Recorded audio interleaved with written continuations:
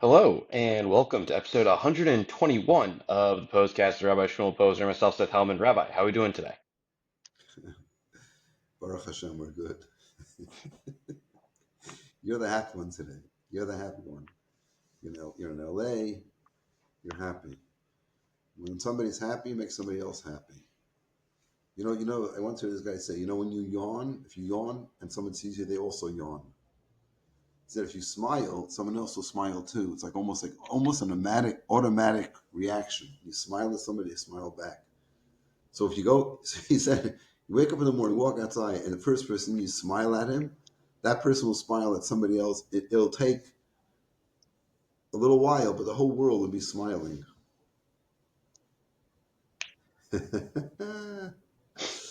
Okay, what's going on today? So there's two events that are going on in my life, in our life, tonight, tomorrow. So it's Chafav, which is the 81st yard site of the Rebbe's father, Rabbi Yitzchak. So that's a big deal. And then on a more local, personal, it's the conclusion of the 30 days since my father's passing, called Shleishim in Hebrew. And in the laws of mourning, it's like a significant step. You have 7 days of Shiva, then 30 days, and then you have a whole year. So if it's not apparent, pretty much mourning ends after 30 days. For a parent, there are some minor changes, but it's pretty much the same. Look, no music, no weddings, no new clothes. That goes for the whole year. But nonetheless, 30 days is a marker in some forms of the mourning that become lifted on 30 days. So traditionally, you mark it with some kind of, it's not really anything official you have to do. Some of the things that people think are a big deal are really not a big deal at all. Like the unveiling of a monument. It's important to have a monument just for the sake that it lets people know who's there. If you want to come there and visit, they know where the place is. It's respectful.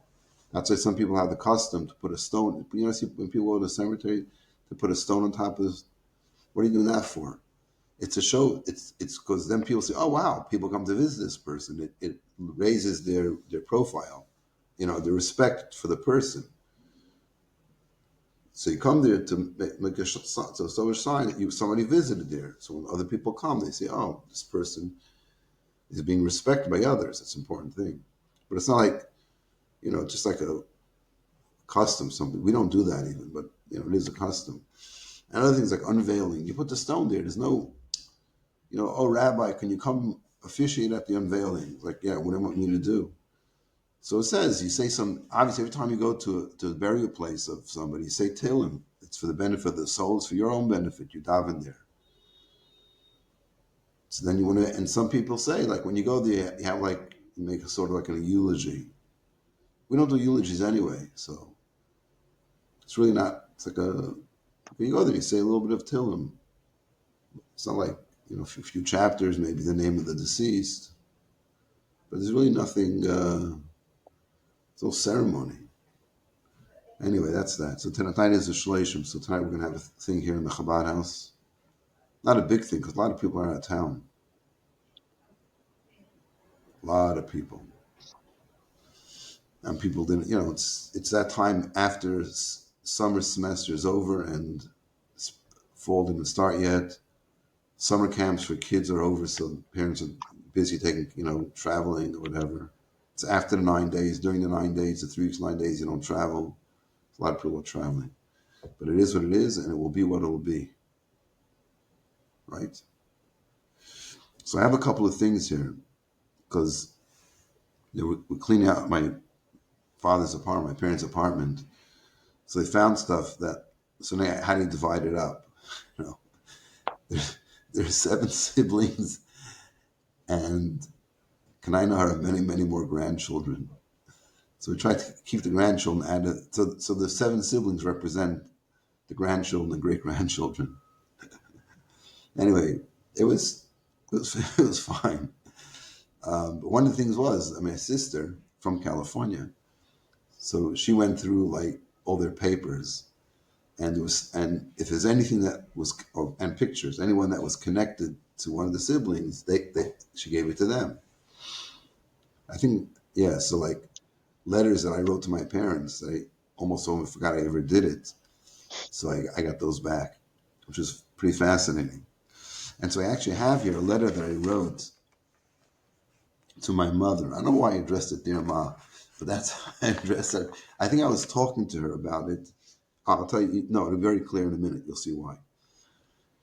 So this is a letter that I wrote to her, and then for some reason it got, I don't know if I typed it up or I don't know how it got typed up, but I have a copy of it typed up on paper that like one page is connected to the other. I don't know if you remember the old printers. Then it wasn't like a regular, pages came out, like a roll of paper, and so it came out. It's like, I don't know, but it's typed up. I don't know. I don't remember typing it up. I don't know how it got. Maybe my father or my mother typed it up to send to my siblings. I'm not sure. I'm sure I'll find out when this is posted and one of my siblings, oh, it was this and that. Don't you remember? Got a lot of that was happening in the past month. Remember this, remember that. So I'm going to read here. This is a letter. See that, dear Ma? Okay. Thursday night, 2 a.m. Dear Ma, there is another 20 minutes left for the potato kugel to be done, so I'll use this very quiet time, in parentheses, Baruch Hashem, to jot down these lines. I had wanted to do it all week, and oh well, I guess I have to some time, although not much energy. 2 o'clock in the morning. Okay, so now the reason I wrote it Dear Ma is because the fourth of my grandparents was her mother, my mother's mother, and she passed away, and that's the content of the letter. I just wanted to share in a little bit more about the content of my comments last Friday night about Bubby Al Hashem. Yes, I told him about the cupcake speech, quote unquote, and my bar mitzvah, and I want you is that it was the seemingly inconsequential words that I remember from my entire bar mitzvah. So what happened was that my bar mitzvah, so we had this bar mitzvah celebration. It was a very small affair. It was fine. I had like 6 friends were there, and then there was relatives, and it was in a shul that was like in the basement of a house. It was like a hall, but it wasn't really a hall. It was just a nice room. It probably was smaller than the basement downstairs in the Chabad house. But anyway, and there was men and women there. I don't remember how many, but probably like 40, 50 people, the most, maybe even less. I don't remember. And there was a meal, and I spoke, and if I had time, I would dig up a picture of my friends who were there, like 6 friends who were there. They picked me up in a chair, a little singing. It was very, very not fancy. That's because we just weren't very wealthy people, and we didn't do bar mitzvahs that way. And I had it on Shabbos, I had a bar mitzvah also, and then we had in shul. I read the Torah, Parsha Va'era, and then I guess there was something in the shul, also a very small shul, like our shul, very small shul in Borough Park, and we had a little Farbrengen party. It wasn't Farbrengen, but a kiddush afterwards, and then the family went home to our parents' house right there in Borough Park, and we had like a bar mitzvah celebration. But it was just like a, I don't remember who was there. Maybe some cousins. I don't know. It wasn't like a huge crowd because then we had the weekday thing for people that didn't live nearby. So it was 2 small bar mitzvahs, and I have no complaints whatsoever. It was fine. Anyway, at my bar mitzvah, so I spoke, and I think my grandparents spoke, and then my grandfather. Then my father's mother said, "I want to say something," and she was a feisty woman, Rabbi Chai. And so she got up and she gave like this. I don't remember what the talk was, but she talked, and it was like very unusual. But you can see it's a very small bar mitzvah. It was all family pretty much, so it was okay. She got up. There was no mechitza or anything. She got up and she spoke. And so then they turned to my mother's mother and said, "Now, Bubby, why don't you speak also?" And she was not that type of woman, like my father's mother, like she was partners with my grandfather in their shlichus, obviously. So she was doing my grandfather, he was running the whole show, but she was behind the scene, and she was doing, she had the women's club, and she was doing stuff, and just this the way she was. So my other grandmother was very, she was a wonderful grandmother.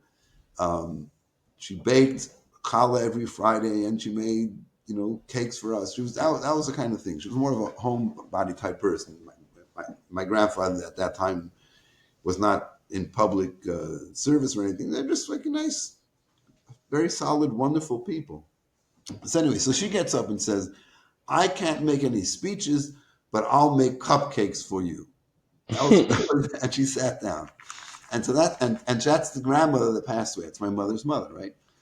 So I just wanted to share a little more. So this is now what I'm writing to my mother is what I spoke the Friday night after my grandmother passed away. I spoke about my grandmother, and I guess I spoke to my mother on the phone, and then I decided to write it down and send her a letter.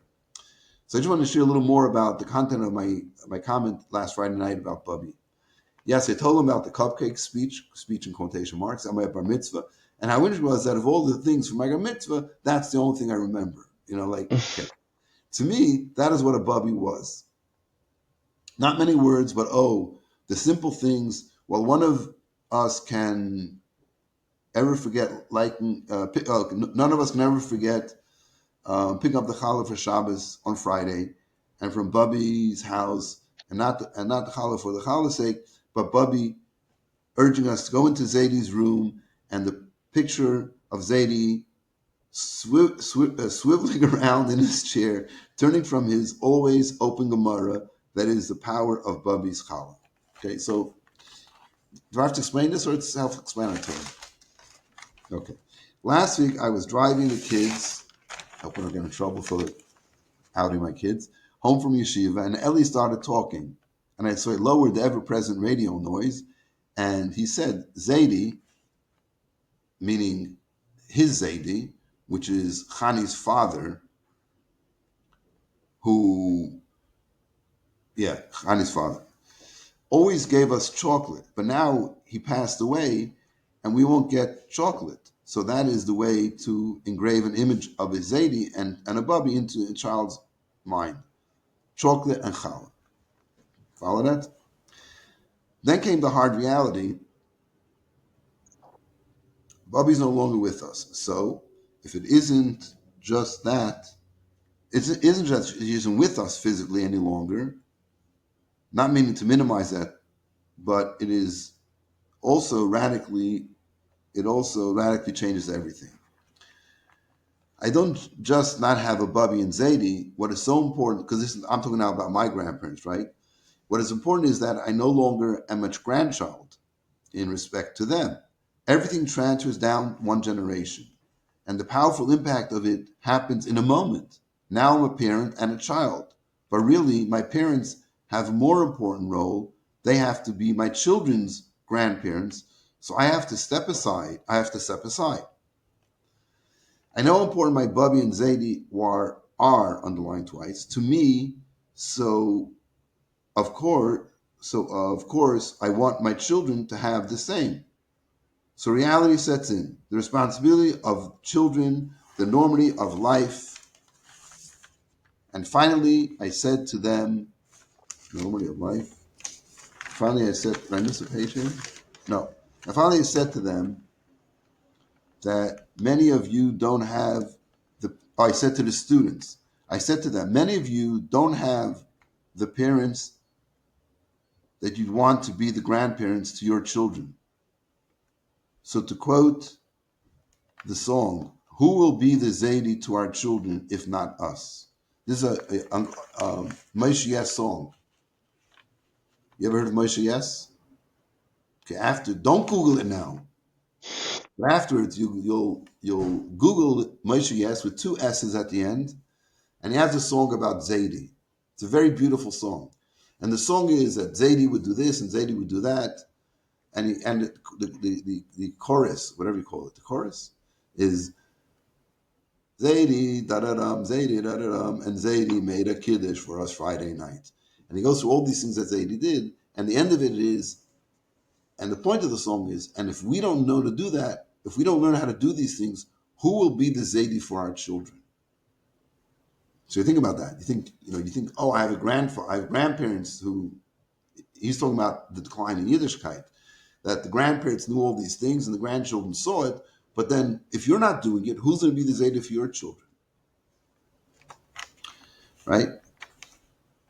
Yeah, there aren't many dry eyes, but talking of reality, 20 minutes are up, so I have to check the kugel and look forward to exciting Shabbos, Yom Shul, and time of Yom Shul Shabbos, when all the resurrected will be back. Those that lie in repose will be once again with us.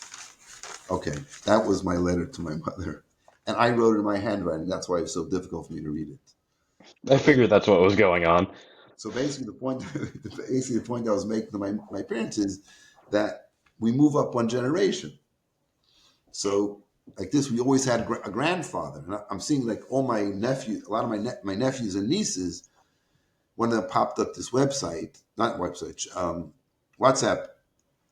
group, and they're all talking about their grandfather. So now, but these are all they're all parents. They have children. So their children have grandparents, but that takes the top layer moves on, and then you rise up to the top, and then you become the grandparent. You can't say, "Oh, there's a Zaidi. If they need a Zaidi, there's a Zaidi. If they need a bubby, there's a bubby. There's a grandma, there's a grandpa." No, now you are that role. And I was thinking about this because you could always point to say, like, if you need an example of what a real chassid is, Zaidi, look at my father. I don't have to carry that burden of like being like this quote unquote role model, or imagination of what a Zaidi is.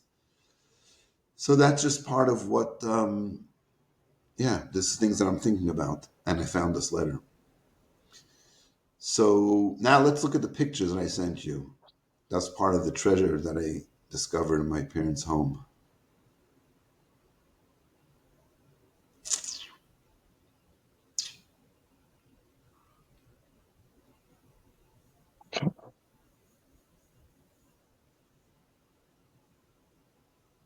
Silence. There it So here we is. go.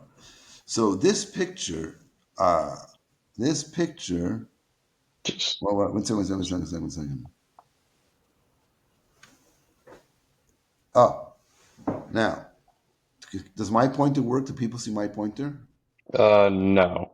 No. Okay. So go to your left. Go all the way to the left. Okay, stop. Now move over. Under the chuppah, go. Stop. Stop. Go back. There. Who's that? That's With the the black Rebbe. hat? That's That's the the Rebbe. Rebbe. Okay. Now next to him is Rabbi Simpson, an older chassid, and directly across the Rebbe is a young man. No, you Over went too here? far. Go to the Oh, left. right here. Stop. Yes, that's my uncle, and it says it's his wedding. I don't know where the kal is. Maybe shouldn't come yet. That's not. Now, if you go from the chassan and go down to the left, stop. Who's that? It's a Me. child. That's you? That's me. And yep. And who's holding me? You can't see his face. That's my father. Okay. Now, Now the next picture I think is a bigger the whole view of it. Let's see. The next picture I have is a zoomed in on that, which we already did. Okay. Let's And is there one more see. bigger one of that scene, or I see one where there's a Kala in the photo, and then yeah, another one that's okay. So let's try this one. Let's see.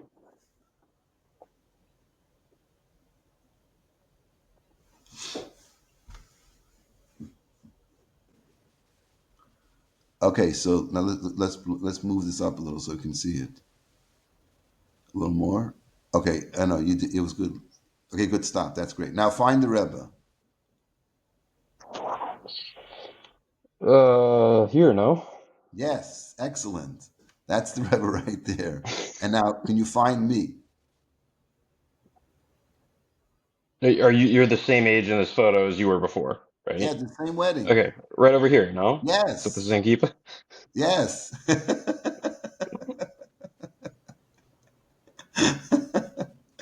Yep, that's it.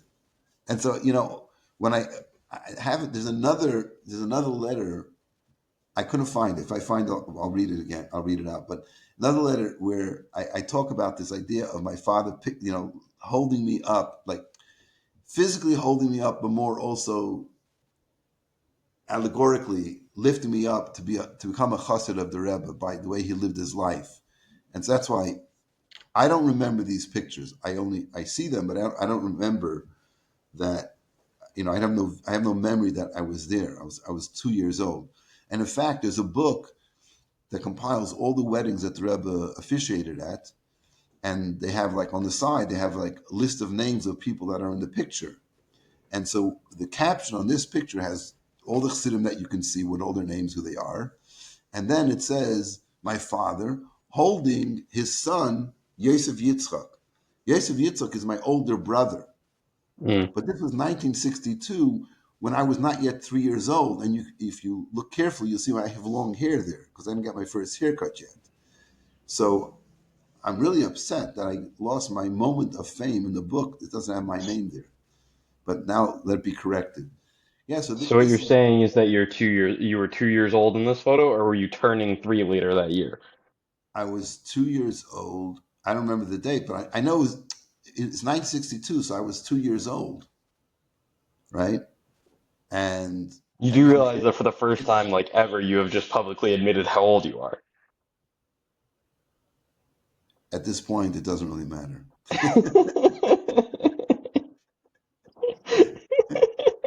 I am not yet collecting Social Security. Anyway, so so yeah. So this is okay. There's one more picture I found. We have that one, the color one. Yeah. This is just for. I just found this and what the heck? This is the only other photo I have. You don't have the color picture, or maybe I didn't send it to you. Maybe No, to the you sent me the photo that we looked at first, a zoom in on your face in the photo that we looked at first, and then the photo we just looked at, and this one. Okay, here it goes. Here it goes.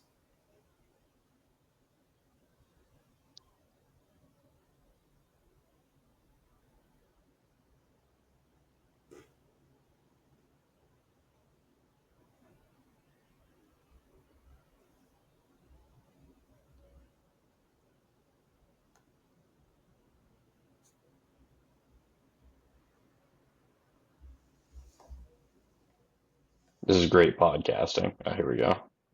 What did you say? It says great podcasting because we're just sitting there in silence. You talk? Yeah, whatever. I can talk while I do it. I mean, I've spoken this many, many times, but like and I said this by Shiva, you said at Shiva, like you basically say the same thing over and over again as new people come in. There we are.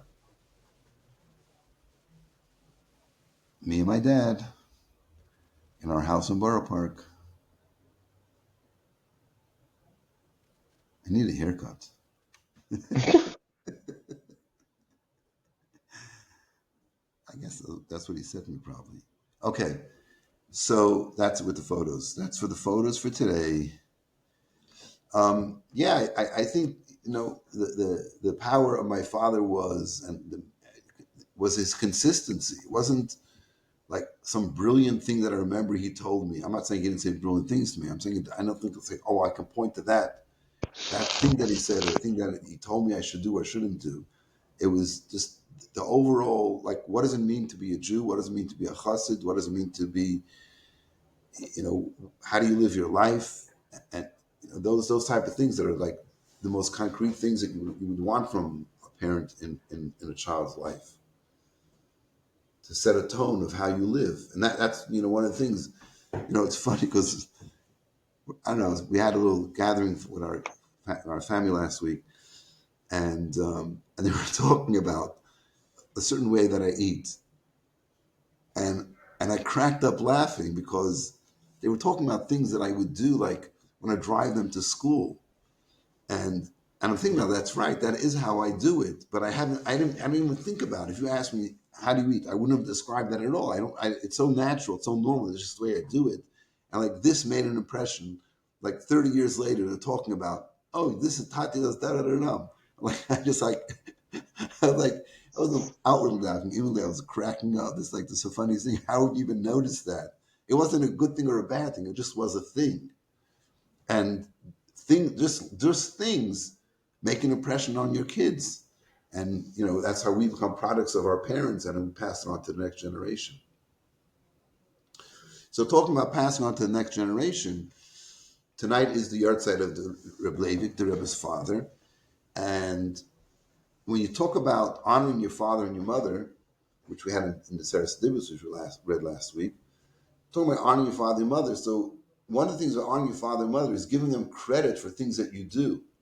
So even like if somebody, somebody gets an award and say, "Oh, first I want to thank my mother and my father," that's not like a joking thing. I mean, I'm sure other people, many people do that. But it's specifically important as part of honoring your father. And when you accomplish something great in life, you give them credit and you say, "This is, you're not making it up. It has to be honest. That this is something that I learned from my father, I learned from my mother. This is an example they set for me." And in that way, by giving them credit for good things that you do, that's how you honor them. And so, who would do this in the most powerful way possible? Of course, is the Rebbe. So the Rebbe talked about, and the Rebbe's father was sent into exile in the Soviet Union in 1939 to this very far-flung place, little village. And he was the rabbi of a big shul, and his life was constantly leading his congregation. And he was a brilliant Torah scholar in both the revealed part of Torah and the concealed part of Torah. And here he is sent off to this desolate place, living in a house with other people. And the Rebbe's mother, who came out of there in 1947 and then passed away in 1964, she wrote a diary that they found. I think they found it after she passed away, and where she talks about how dire the circumstances that they were living in. And she also writes, by the way, that when she moved to New York from 1947 to 1964, she was there, and she talks about how lonely she is, like living, what does she have there? She had her own apartment. There was some, people, she had some friends, and she was a very friendly person herself. But like her son, and the Rebbe would visit her every single day, go to visit her and talk to her and be with her. And she writes how she looks forward to these visits from her son. And as a good Jewish mother, she was extremely proud of the Rebbe. In a very, I shouldn't go boasting, but in a very delicate way, she would like say like, "Oh, my son has great ideas," like things like that. This is not in a very private way, but still, it meant so much to her. And in that way, the fact that the Rebbe, and when till 19. Well, that was during her lifetime, after the passing of the previous Rebbe. So holiday meals the Rebbe would have upstairs in the previous Rebbe's apartment, or the Pesach Seder would be there, and the Rebbe's mother would come there, and the Rebbe would walk her home afterwards. And the way he would walk her home was, who was it? I forget who it was. Some chassid who was walking, and they were walking home. It was like after a Friday, whatever it was, whatever the occasion was. And the Rebbe, some yontif, and the Rebbe was walking with his mother. So of course, when the Rebbe's walking, you don't want to stick your face into the Rebbe. So they ducked into a doorway, and so the Rebbe should walk by. And then the father, I can't remember what this is. The father says to his son, "No, you go out and watch how the Rebbe is walking his mother home, so you'll learn how a son is supposed to respect his mother." And would hold her hand. I mean, I never saw this. She passed away in 1964. I never saw Rebbe and his mother, or Rebbe's mother at all, as far as I remember. But that idea that being the Rebbe could have had 100 of people that could have walked his mother home. No, he did it himself.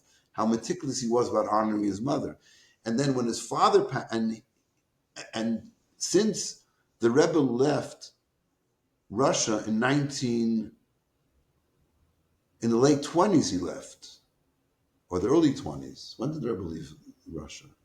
But Friedrich left in 27, maybe about that time also, maybe before. Anyway, but surely in 1928, when the Rebbe got married, his parents couldn't come to the wedding because the Rebbe was then in Poland. That was where the wedding was in Warsaw. So his parents weren't able to come there. And he never saw his father again because his father passed away in 1944. So he never saw his father again. And he didn't see his mother until she came to America in 1947. So there's this big gap of years between that. And, so his father didn't have, and after his father passed away, he was buried in the Soviet Union. The Rebbe could never go there to visit him. And there was people, it was a Jewish community, a small Jewish community where his father was buried. And the Rebbe, when that person came out of Russia after Iron Curtain fell, 1989, and the Rebbe was so eager to hear from this person exactly what was going on there, and even before that, instructions how they should rebuild the surrounding place where his father's grave is. Now they've built a huge hotel there, and there's like hundreds of chassidim because the Rebbe was very encouraging and appreciative for those chassidim that would go to visit his father's grave on the day of his yahrzeit because he himself wasn't able to go. And so now it's become like a big pilgrimage where people are traveling. Like it's a whole big deal. If you look on the Chabad website, like there's hundreds of people that go there, and it's like a whole destination and they don't go there for long. There's nothing to do there. Zero, zilch. All you're doing is going there to be at the gravesite of Rebbe's father, and so you go a day before, whatever. But no one's interested in staying there any longer than they have to. In fact, since the day of the yahrzeit is Thursday, and it takes like I don't know how many you have to go. It looks like people go from America then to Israel, from Israel to Russia. So, and then India itself, it's like you can't just. It's not like it's not. It's so far flung. You have to take a flight into a major airport, then you have to take a bus. It's like a 30-hour trip to get there, or something like that. And so they don't want to, and you don't want to spend Shabbos there because there's absolutely nothing to do. So they have always a big banquet. So they're gonna have that tonight. Tonight, which I know they're probably a bunch of hours ahead of us. So they may be already. 6 or 7 at least. I mean, Israel's 6, so they've got to be at least 6 hours ahead of us. Yeah, it could be. Or no, it's Israel 7 right now. Right. So bottom line is that by Oh. tomorrow, by tomorrow, 10 o'clock in the morning in the United States, it'll already be like late afternoon there. So basically they did the yahrzeit tonight and tomorrow, and they can come back, leave at Thursday afternoon and hopefully get back in time for Shabbos. So, that's pretty incredible what's going on there. Which brings to mind another subject. Just I don't know how we're doing on time here, but the idea like that hundreds of Chassidim were able to take this round trip for one day to be in this little corner somewhere, and this shows like a certain amount of, I guess, affluence. You always think about the Chassidim living in Eastern Europe were like poor and didn't have anything, and it was like you just get that basic idea. Nobody was living in mansions, and now you see there's such a change. Baruch Hashem. I was having a conversation, and this is a conversation that the Rebbe had with somebody back in the 50s. The whole discussion of whether it's what's better for the Jews to be impoverished or to be wealthy. Because when the Jews are impoverished, then they seem to be more religious. When they get more wealthy, and the Rebbe was saying no, better the Jews shouldn't suffer, and they should figure out how to live with wealth. And so that's where I think Baruch Hashem. I'm not saying that all Jews are wealthy. Let's not make a mistake over here. Let's be very clear about that. But the fact that the standard of living is definitely a much better standard of living than our grandparents or great grandparents had. And yes, there are a lot. I know a lot. There are a certain percent that are quite affluent, wealthy, well-to-do, whatever word fits. And you and using that for like for good things. The institutions. I'm just talking about the frum world in general. You can talk about the world of Chabad specifically, like the new building in Yerushalayim, the Mayanot Yeshiva. You want to hear something funny? So there's an alumni. I usually drop names. This one is going anonymous. You're gonna hear why. So so last week we had Zalman Pinchas on, right? So she says, I listened to the Pos-cast last week. She doesn't listen very often because I sent out an email, or she doesn't listen every week. I sent out an email yesterday about the shleishim that we're having this shleishim thing, or maybe that, or maybe an email last week, whatever it was, where I mentioned my father, and so she writes back to me, "Oh, I didn't know about this. Like, it's been a month. Like, where have you been?" So maybe you don't read the emails, but not to listen to the Pos-cast. I don't know what's going on, but she is quite busy. Anyway, so she says, "Oh, I listened to the Pos-cast last week, and I was very impressed with Zalman Pinchas, and I think I have a girl for him." Ah. Now, is he like in Hebrew the word is parsha. Parsha means like this parsha of the week, but that's like a saying. If somebody is looking, is interested in finding their match, so is he looking? Is he in the parsha? I don't think he's looking. I don't think he's that whatever. All I'm saying is that would take the Pos-cast to a whole new level. Mm. Get on the Pos-cast and find your mate. But yeah, it's a very Great thing to add to the shidduch resume. Has been on the right. Pos-cast. And what episode? 120, yeah. Oh, yeah, you put that on your resume. If you want Well, to for him specifically, 120. It's a great number. 120, but powerful number. Maybe there's something going on. So I don't know. Maybe I hope maybe an hour after you post this, I'll get a call from Zalman Pinchas Jamie if he's interested. You So didn't immediately reach out to him when she said that she had a girl for him? literally I got it this morning. Okay, okay. This is the first, and the world now knows about it, and he'll find out at the same time. He's an avid Pos-cast guy. Anyway, so that's the story. So the Rebbe's father was a tremendous Torah scholar, did great things for the community, and had self-sacrifice, and ended up basically literally sacrificing his life. They arrested him for it, and he ended up, dying there in exile, passing away in exile. So we don't have those challenges. Forget about wealthy, not wealthy. Even what's going on in the world now, it's not, the anti-Semitism, it's not good. But you know what? It's a lot better than a lot of history of the Jewish people. The bottom line is we have to stick to what we have to do. We stand on the shoulders of these giants. We may be small people in many ways, but we have the merit of all those that preceded us. We got to take it to the next level. One more mitzvah, one more mitzvah, one more mitzvah. And then we won't be talking about these people because we'll be with them with the coming of Mashiach Tzidkenu. Amen. And with that, thank you so much for listening to episode 121 of the Pos-cast with Rabbi Shmuel Posner. We will see you next week.